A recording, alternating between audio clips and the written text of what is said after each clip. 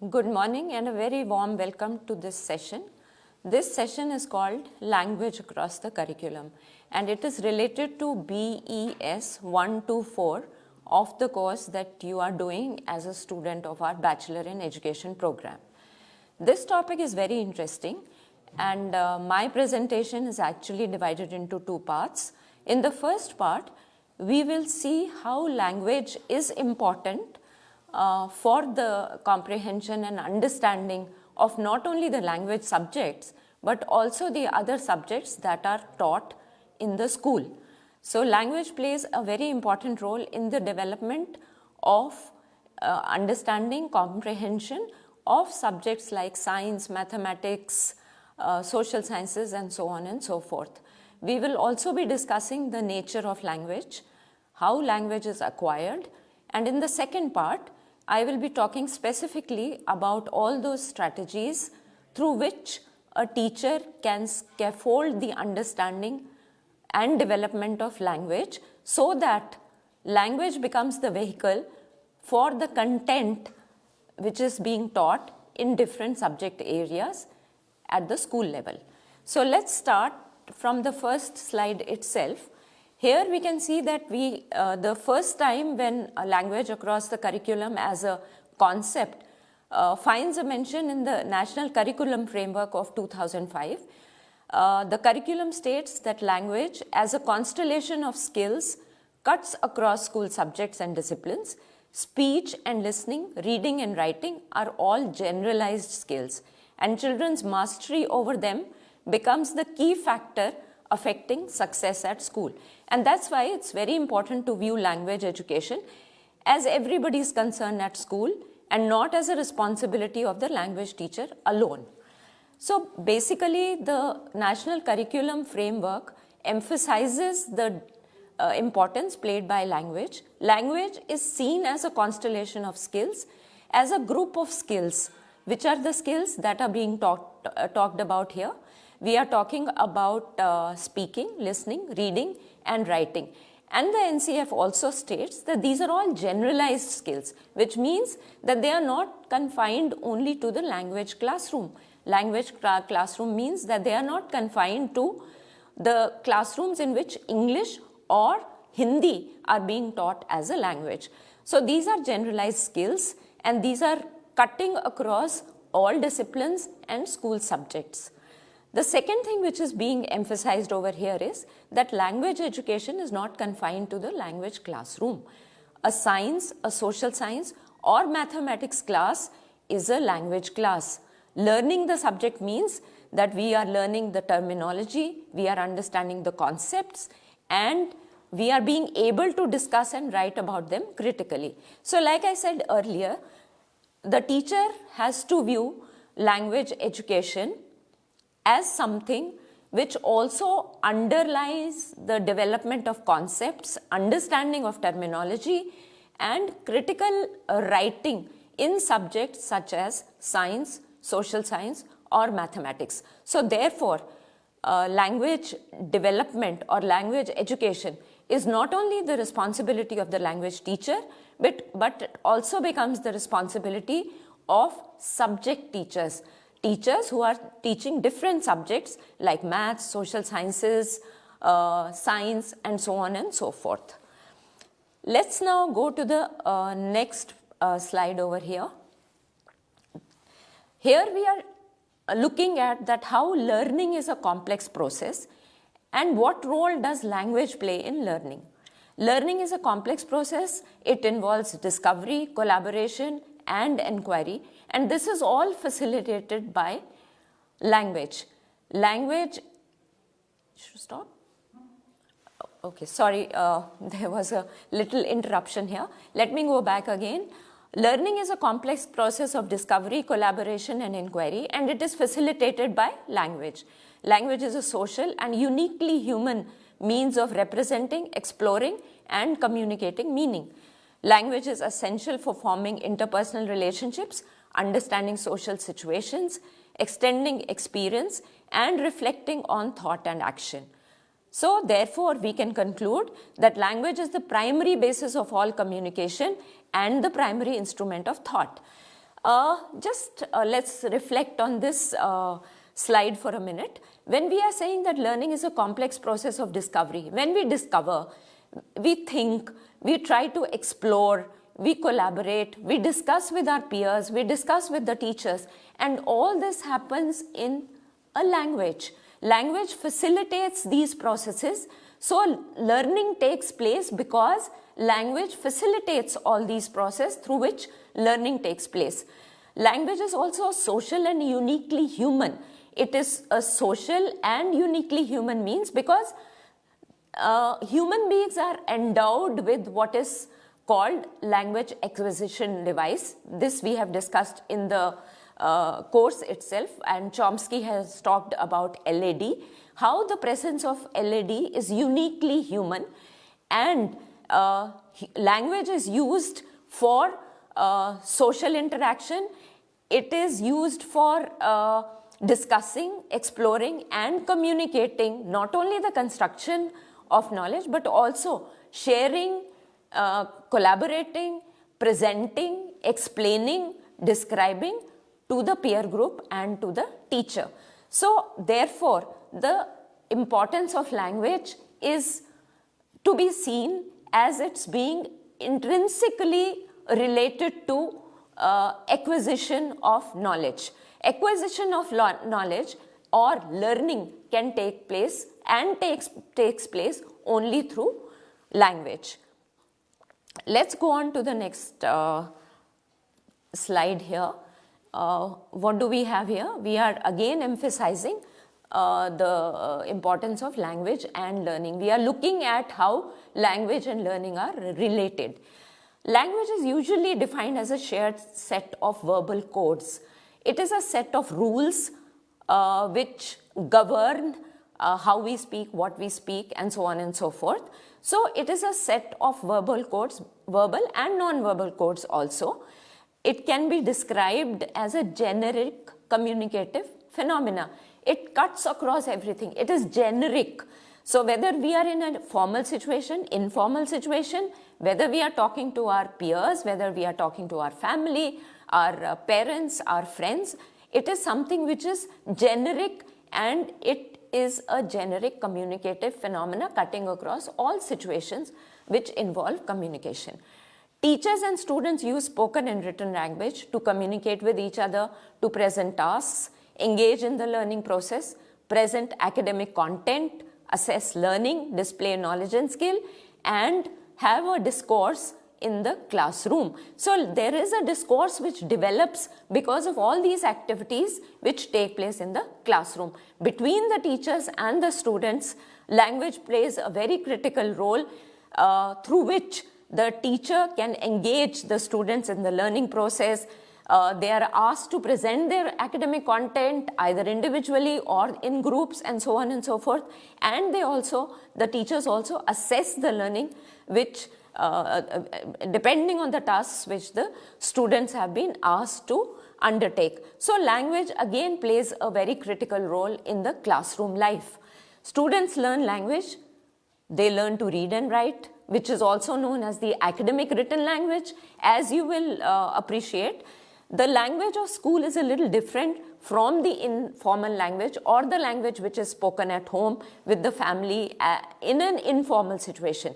So what is being learnt at school is the academic language. So students, they learn how to read and write, and they learn the discourse of academic disciplines, which means that how science is written and read, what is the structure of science texts, what is the structure of mathematics, how is mathematics represented, what is the language and vocabulary of mathematics, what is the structure of social science, how is history different from political science, how do we write political science, how do we write an essay in political science, how is it different from history. So these are very specific to the academic disciplines which are being taught, and this is known as the discourse of academic disciplines, which is also called academic languages and literacies.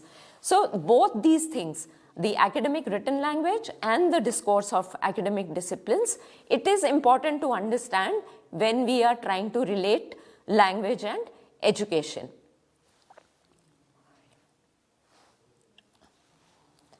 Again, now moving to the next slide here, let us see that what do we mean by language learning? What is language learning? How does it take place? Is it only a one-time affair? Is it something which happens over time? Is it a process which is gradual and through repetitive exercises, fluency and accuracy develops amongst the learners?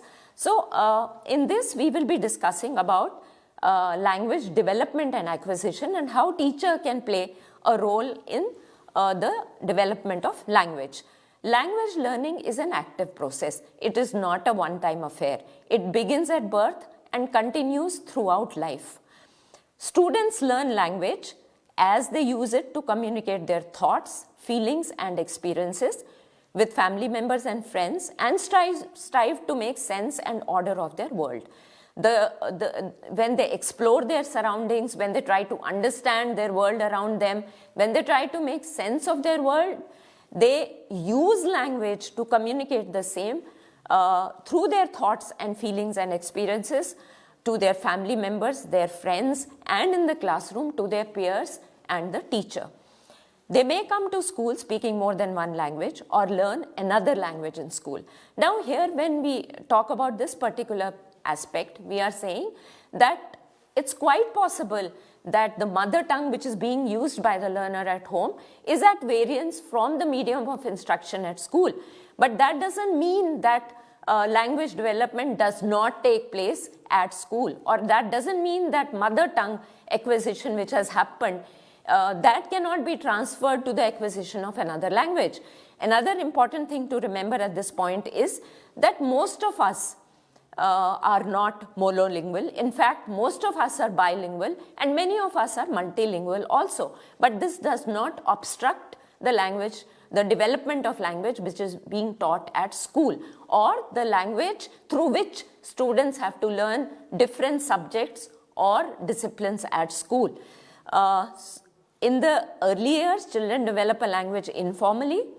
Later, language learning occurs in specific contexts for specific purposes. Another very important thing to remember over here is this, that language use depends upon the context and the purpose for which it is being used. Let me give you an example. Let's take the situation at school itself. When I am being asked to read or to speak about a particular topic, I have been given a topic, environment, let's assume by the teacher, and I have to speak about environment in the class, about my knowledge, my previous understanding of what is environment, and later on whatever I have been reading or discussing in the classroom. When I talk about environment in class, it will be very different from what I talk about environment with my friends outside the classroom. Outside the classroom, it will be a much informal way of speaking. I'll be not very particular about the structure of sentences, the vocabulary that I use, and the formality which comes into the language when I speak in the class is therefore very different when I'll be discussing the same topic with my friends outside the class. So what is important to remember is that language learning occurs in specific context for specific purposes, such as learning about a particular topic, participating in the community, or pursuing work and leisure activities. For each of these, the use of language and language learning will be very different. Going on to the next slide, this is actually, in a way, recapturing whatever I have been talking about earlier. Language development is continuous, it is recursive, it is repetitive, it becomes more fluent, it becomes more accurate with repeated exercises. So the teacher has to engage in giving exercises which can lead to language development. These tasks have to be fluently given, these have to be repetitive in nature, and so on. Students enhance their language learning by using what they know in new and more complex contexts and with increasing sophistication. So here again, if we look at the third point on this slide, it is important to, in a way, club these two to understand how language is acquired. Students actually use their prior knowledge and try to connect it by the new learning which is taking place through reading, writing, speaking, and listening. And as this gets linked with the prior learning,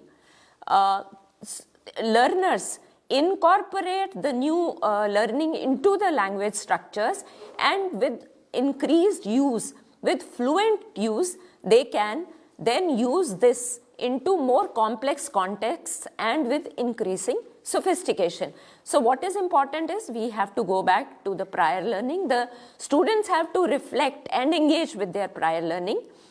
The new learning takes place on the language structures which already exist in their repertoire, and this prior learning and new learning is then together assimilated, and development of new language takes place, which becomes more and more sophisticated and which can be used in more complex contexts by the fluent and repetitive practice opportunities which are provided in the classroom. Now, let's go to the second part of the presentation which I had mentioned earlier, and here I will be discussing in the background of whatever we have already gone through in the previous slides. I will be talking specifically about the strategies which the teacher can use to scaffold language learning. As we all know by now that in our courses we have stressed the important and role of the teacher only as a facilitator.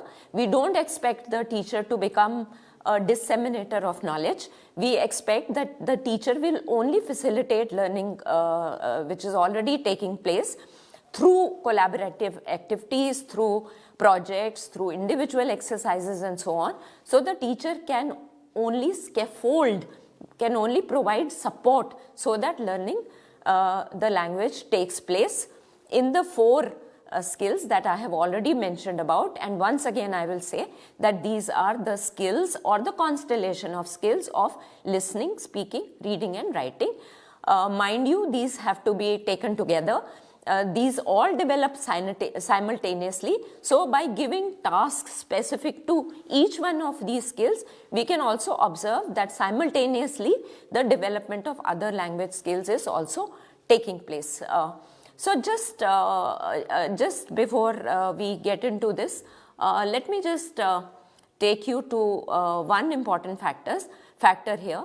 When we are talking about the teachers and their role as providing facilitation or providing scaffolding to the learning that is taking place, there is one important thing which I want to emphasize over here.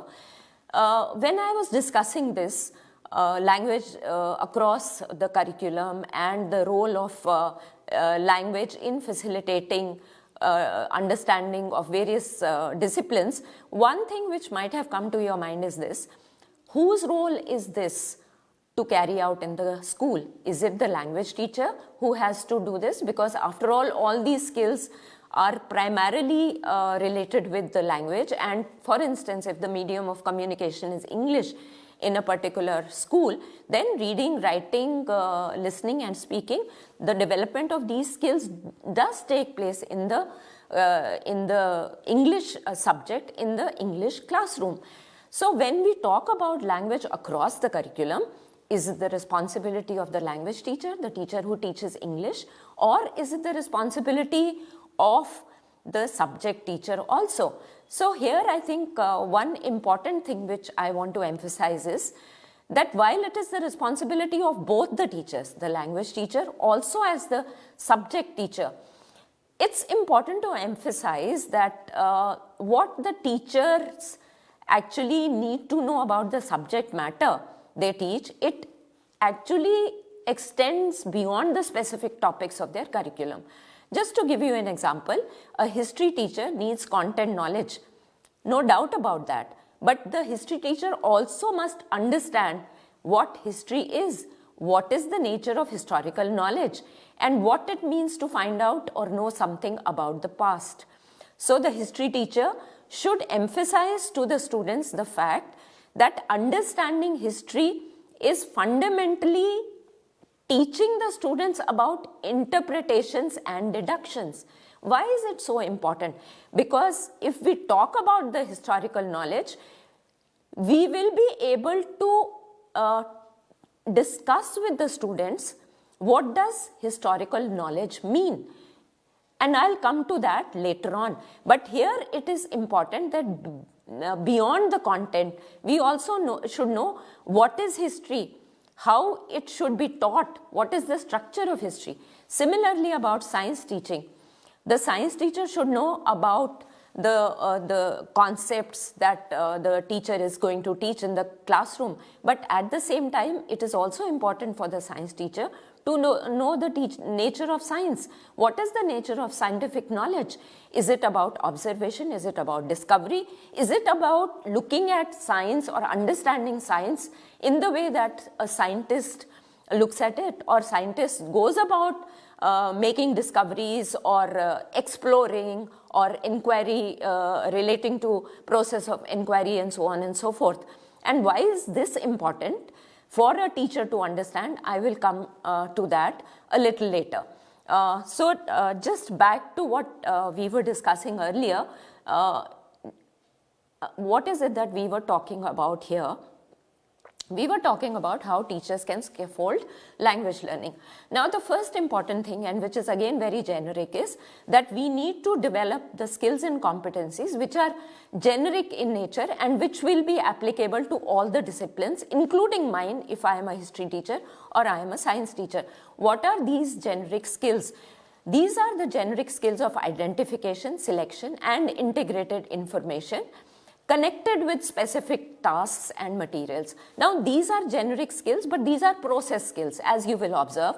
And why are these process skills important? These are important because when we talk about prior learning, or when we talk about construction of meaning and construction of knowledge, the reader or the learner uses various process skills and strategies to foster, monitor, and maintain understanding. So, what is important is that if construction of knowledge is taking place, then the teacher has to develop and has to pay importance to development of these generic skills, these process skills of identification, selection, and integration of information. Rather than assuming that students have developed these skills, classroom time should be devoted to teaching such thinking skills directly, where the subject content becomes the vehicle for thinking. Through these skills, the subject content can be accessed, comprehended, understood much faster by the learners. These skills are not required in one go, but one has to repeat these skills by giving repetitive and similar tasks to the students. Again, if the students are able to try and express themselves in some way or the other, the teacher should try to motivate the students for not memorizing, but for being able to express their ideas in their own way. So, to begin with, language skills can be developed first of all by imparting the generic skills, generic process skills, so that construction of knowledge takes place faster with the help of these skills. And these can be done through various kind of exercises and taking various kinds of activities in the classroom, which can be either group activities or can be done individually.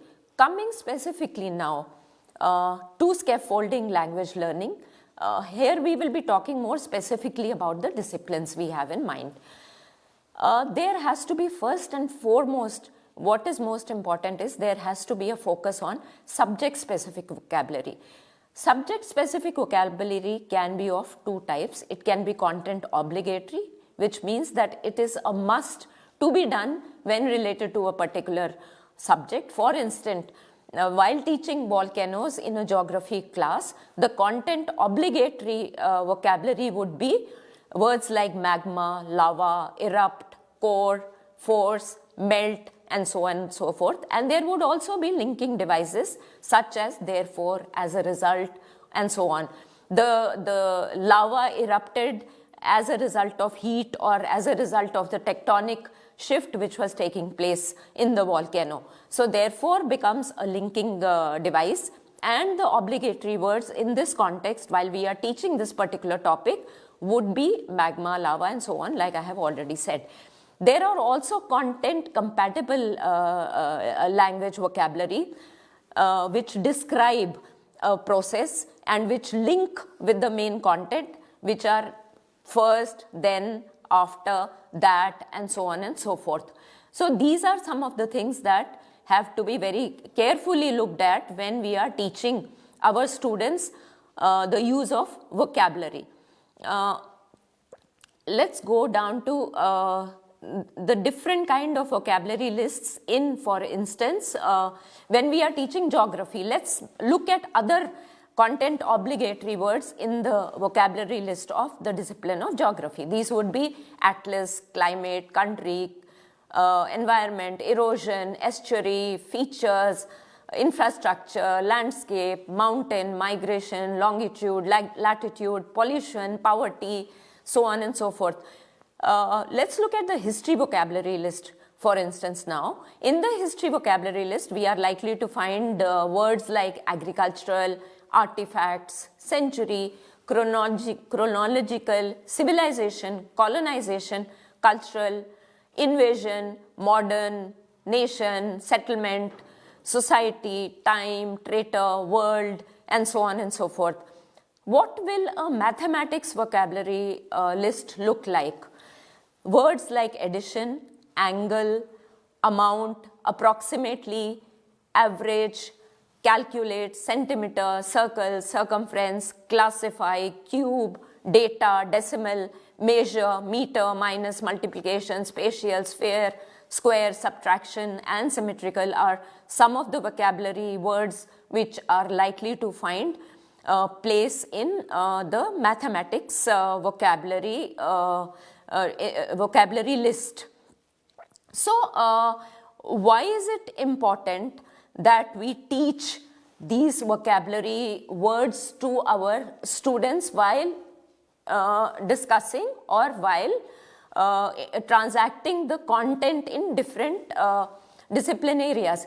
Now, the main thing which has to be remembered is that understanding specialized vocabulary terms and phrases, for instance, if we are teaching science, and are important that the students, if they have to learn, if they have to listen, if they have to write, if they have to read, they need to understand the specialized vocabulary terms and phrases, for instance, in a science teaching classroom. In science teaching, there are other things which are also important for the science teacher to remember, and these are that science focuses on student learning. It focuses on students being able to do the tasks of how to describe, explain, and predict phenomena. Words are important in science, but there is also a great deal of combination and interaction of words, like for instance, there is a combination and interaction of words, pictures, diagrams, images, animations, graphs, tables, and charts. While all this is happening, understanding specific words becomes important. Understanding the organization of structure and textbook becomes important. The ability of the student to be able to read not only the text but pictures, diagrams, animations, graphs, equations, charts, all of them which convey meaning in different ways, this becomes important. So what is it that the science teacher should try to develop in a science learner. The students need to master these multimodal or non-linguistic modes of representation in order to gain an understanding in science. Having said that, I will now move to another important aspect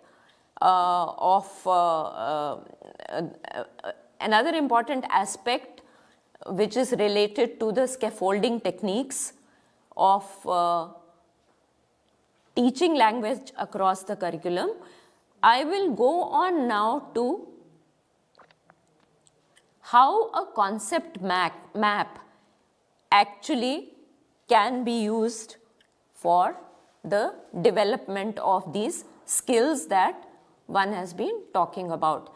If you look at your screen here, you will find that there is a term which we have taken.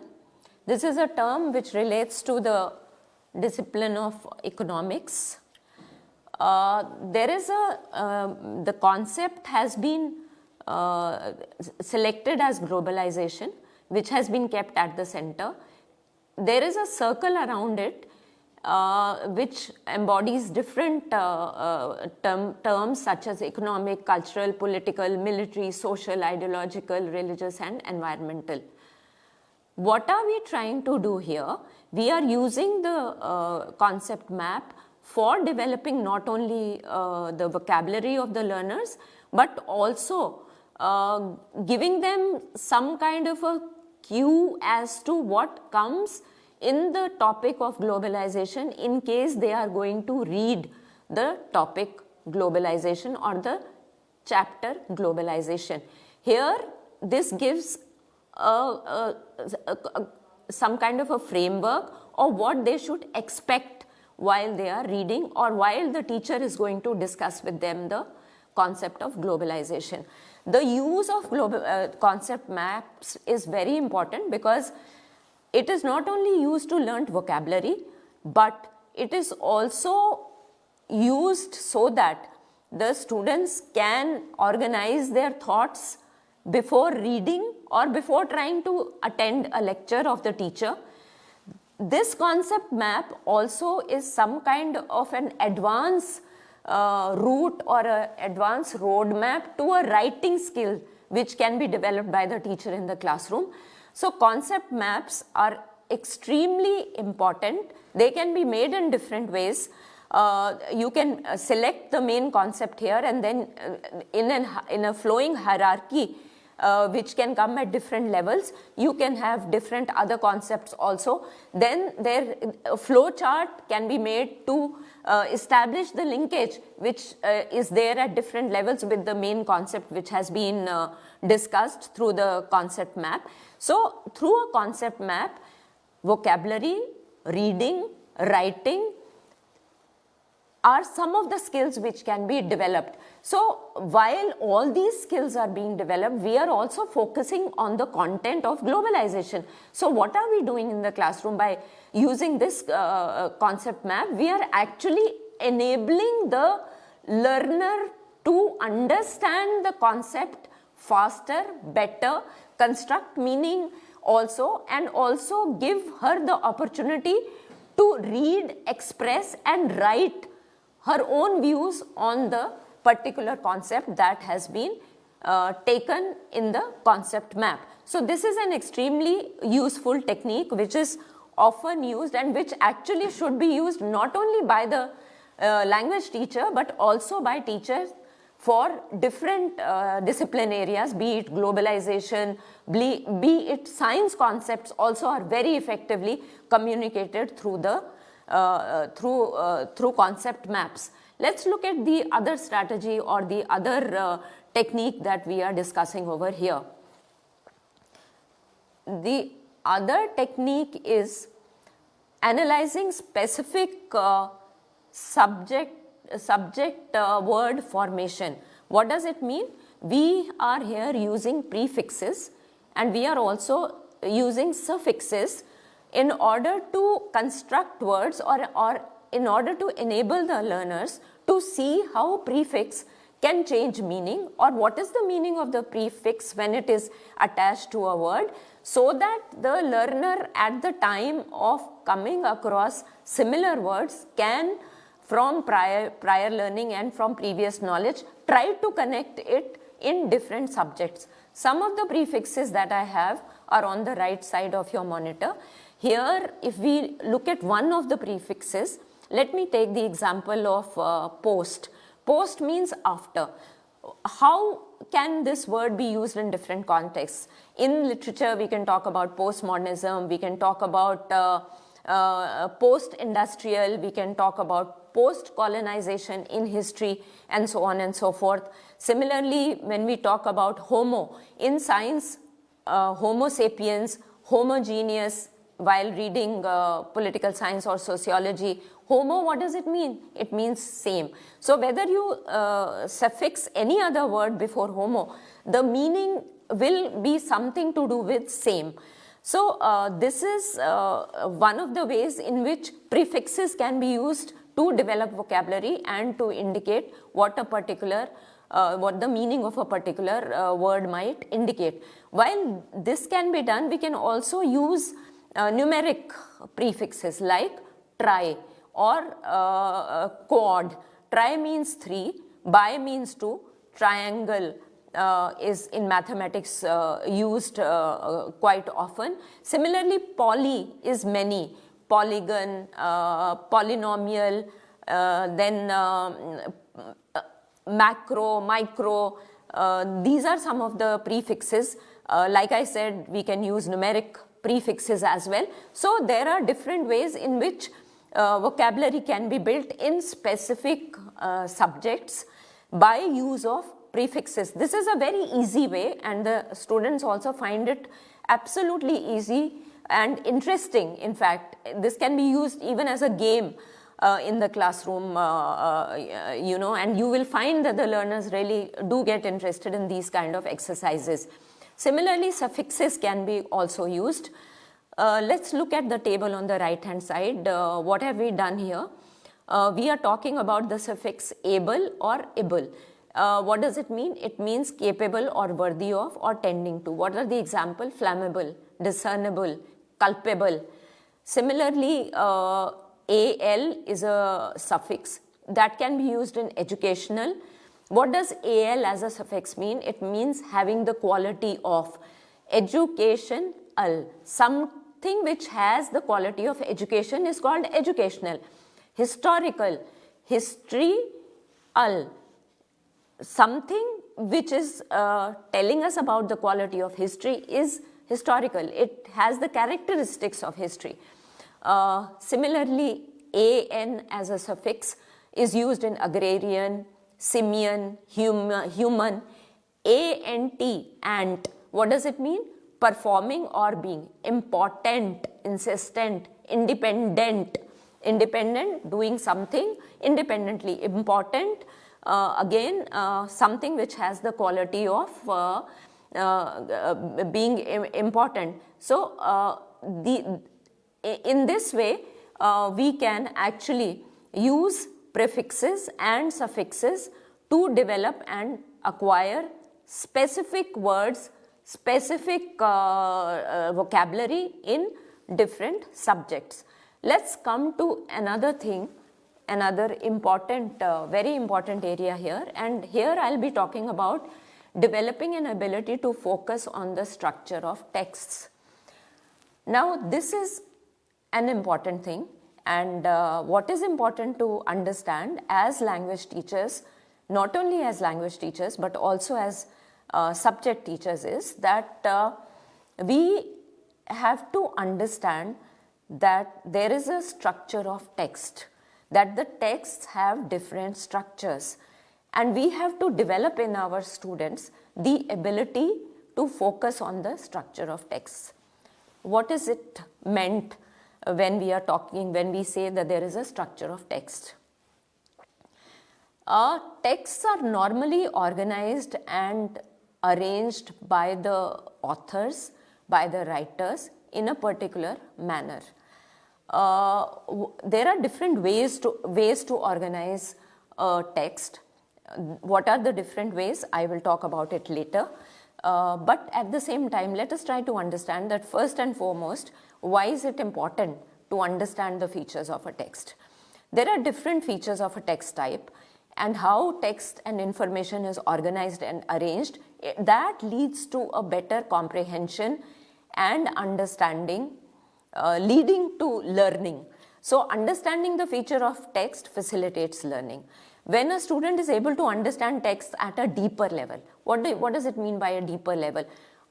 Through how it is constructed, how the information is organized, how the text is structured, then language is perceived not only as a set of rules, but the learner gets an option to construct meaning in variety of ways through understanding how a text is organized, and we will come to that later.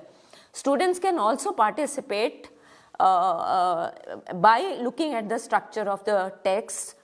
They can themselves try to see how knowledge can be summarized, how it can be put in key points, how reading and writing can be done, how can we speak about a particular thing.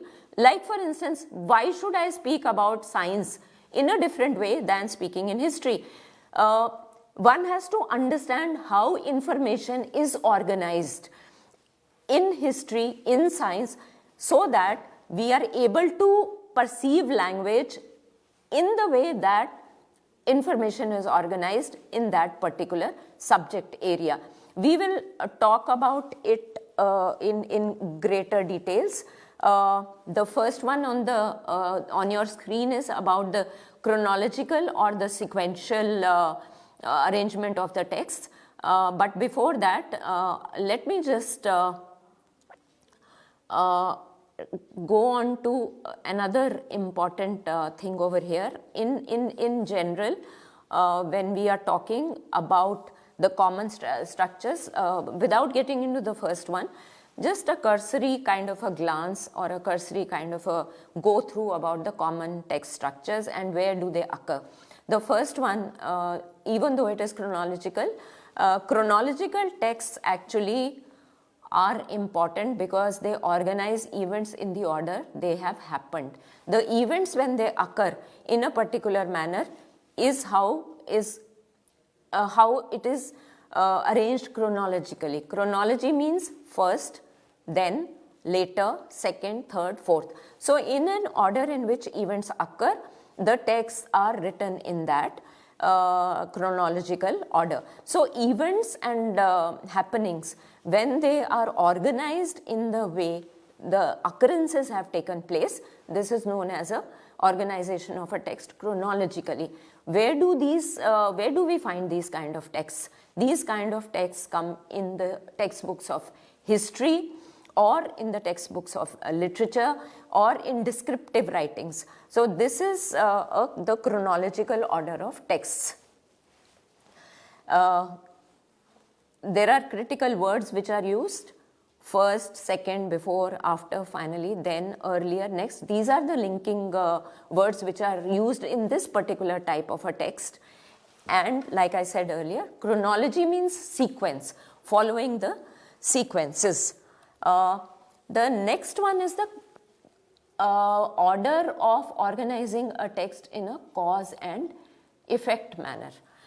Cause and effect texts actually explain something by highlighting an event and detailing the results.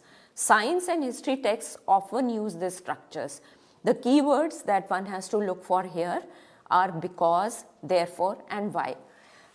Look at your screen here, where we are discussing the cause and effect organization of a text, or a text which is organized in a manner which illustrates the cause and also talks about the effect. There are, in geography, for instance, one is talking about an earthquake, or one is talking about the eruption of a volcano. When we are saying that why does it happen, we talk about the cause and then we talk about the effect. We say that because of a shift in the tectonic plates of the earth, earthquake can take place. So the cause is the shift in the tectonic plates and the effect is earthquake.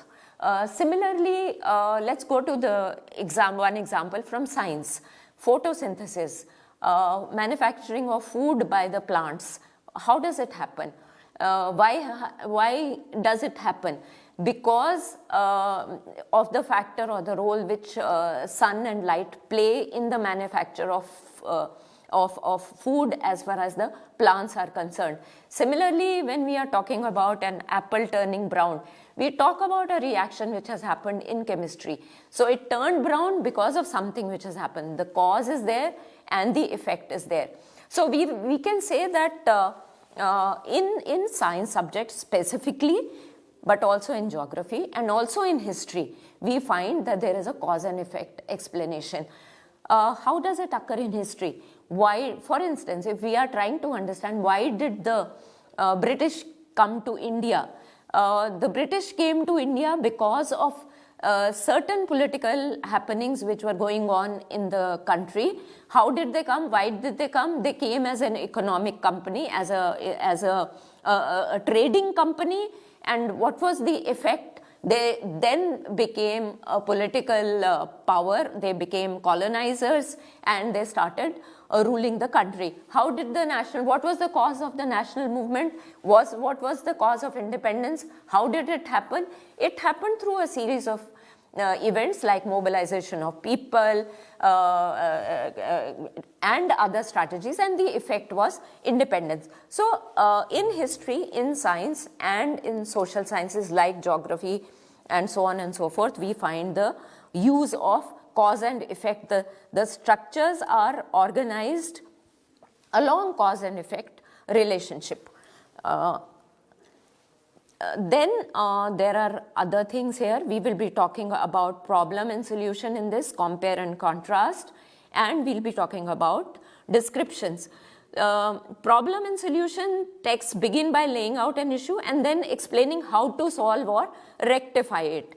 So if we are talking about the causes of global warming, then there will be some solution also saying that global warming can be reduced by reducing of pollution. If we are talking about diabetes, we can say that diabetes is a killer, but there are different ways how to control or how to manage diabetes. So problem and solution texts have this kind of a structure. Compare and contrast ones are basically descriptive, but deal with two or more topics. They highlight similarities and differences between them, and this structure is useful more or less in all the subjects. So compare and contrast examples are like if we compare different forms of carbon like diamonds and graphite, what are the differences? Similarly, if we compare and contrast deltas and estuaries or hot and cold deserts, these are compare and contrast type of text. The critical words to remember is while, yet, but, rather, most, same, either, and so on and so forth. Now, descriptive texts, they describe scenes. They organize information by getting in the sensory experiences, how to visualize information, how this can be organized in order of space, how our descriptions fill in both in fiction and non-fiction the information that we are trying to communicate. These are the type of texts that we have talked about. Now, going again back to one of the things that I had started right in the beginning, let's try to see, we have tried to look at different strategies for scaffolding learning across the curriculum. And before coming to any conclusions, if I just go through whatever has been discussed to emphasize the point that content is a vehicle which rides on the language skills which are acquired by the learners. So therefore, the fact that language teachers and content teachers both have a responsibility towards learning, towards seeing to it that the learners understand, comprehend, and learning takes place in all the disciplines across the curriculum. I think all have to employ certain techniques which facilitate the development of language. Like discussed earlier, It is only through language that one is able to access the content. We listen, we speak, we read and write, and this is how we learn. It is through these 4 skills learned, used together or in pairs, that learning takes place. So therefore, this is underscoring the point that language is important for content development. Language is very important for learning to take place. At the same time, earlier I had said that the responsibility lies with not only the language teacher, but also the history teacher, the science teacher, the mathematics teacher. It is presumed that science and maths are neutral and free of language, but that is not true. If you look at some of the learning problems of the learners in a mathematics class, they have a lot of problem in trying to understand a word problem, for instance. If you write a word problem and you ask them that to read it out, to solve it, you will find that they will have difficulty in doing the same. And therefore, language becomes important for all the subjects and for all disciplines and for all the content teachers as well. It is true that science requires different reading skills than reading fiction. It is also true that vocabulary, terms and phrases are unique to science. Science learning can take place by making sense of patterns and organization of structure and text of textbook, which is very different from the structure of textbooks of literature or mathematics and so on and so forth. Science focuses on students learning how to describe, explain and predict phenomena, but at the same time, the fact that science teacher can point out not only to the development of the vocabulary through different techniques that have been suggested earlier, but also by pointing towards the organization of information in the text, that it is done on a cause and effect basis. This helps the learner a great deal, because when the learner is writing, the learner will have in mind that I have to write in a manner which is cause and effect. I have to, my observations have to have some kind of a reason. I have to give the cause and I have to give the effect of that. Similarly in history also, why did certain events take place? What was the cause? What is the effect? So the learner, if you have discussed the structure of the text, the learner will be immediately able to engage with the reading of the text, will be able to write in that particular manner, and will also be able to discuss in the classroom in the same way. So therefore, before I conclude, I would just like to once again reiterate what has been already said and what has already been pointed out to you in the previous slides which have been presented here. I had started by talking about the importance of language, not only in the language classroom, but also in the discipline subjects which are taught in the school. So when we are talking about language, we are not confining ourselves only to the language classroom, but we are also talking about the role and importance of language across the curriculum. Development of language through the development of 4 skills, listening, reading, writing and speaking, leads to the development and engagement with content in a much better manner, in a much meaningful manner.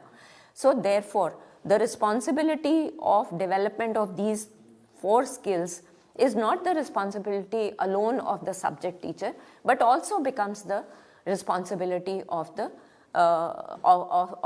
subject teacher and not only of the language teacher.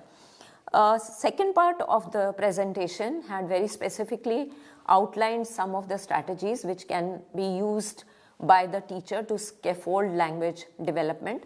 The first that we had used was about the vocabulary, the second about the use of concept maps, then enhancing vocabulary by using prefixes and suffixes, and finally the last thing I had discussed with you all was the importance of understanding the structure of the text and how understanding the structure of the text actually leads to learning or actually develops learning and facilitates learning. In the end, I would once again say that as a science teacher or as a history teacher or as a social science teacher, it's not only important for me to understand that my subject is different, my subject is unique. Chemistry, physics, biology, they are different than history, mathematics, and social sciences. But it is important to know that how these subjects are unique. Why are they different?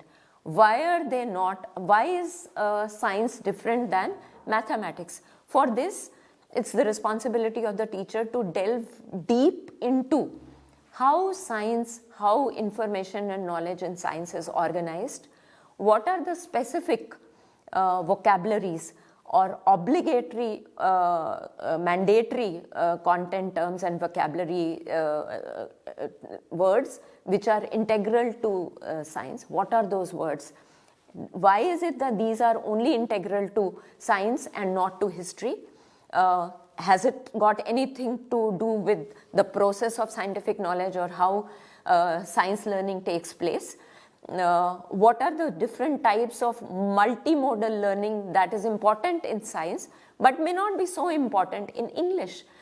Why science learning takes place not only through reading of the text but also through reading of the maps, reading of the graphs, diagrams, and so on and so forth. So what does reading entail? How does it pan across text? How does it span to different other modes of representation also?